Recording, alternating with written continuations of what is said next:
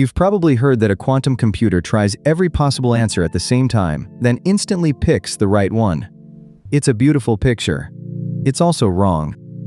A quantum computer is not just a faster laptop.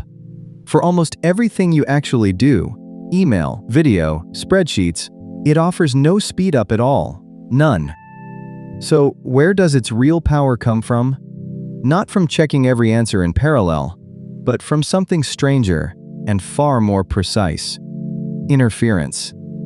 A quantum computer holds many possibilities at once, as waves. But the moment you measure it, you get just one outcome: a single answer, like any ordinary machine. The trick is what you do to those waves before you measure.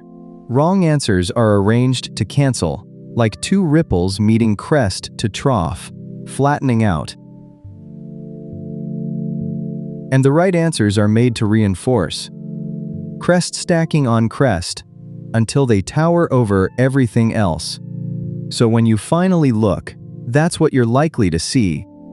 But here's the catch. That cancellation only works if the problem hides a pattern the algorithm can grab onto. No pattern, no magic. Take Shor's algorithm from 1994. It cracks huge numbers apart by turning factoring into a search for a repeating rhythm, a hidden period. That rhythm is the structure. Exploit it, and factoring becomes exponentially faster. Fast enough to one day threaten the encryption that guards the internet.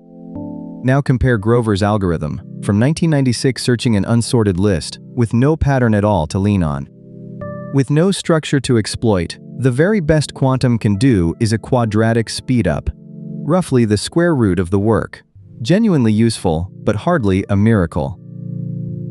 That's the real dividing line.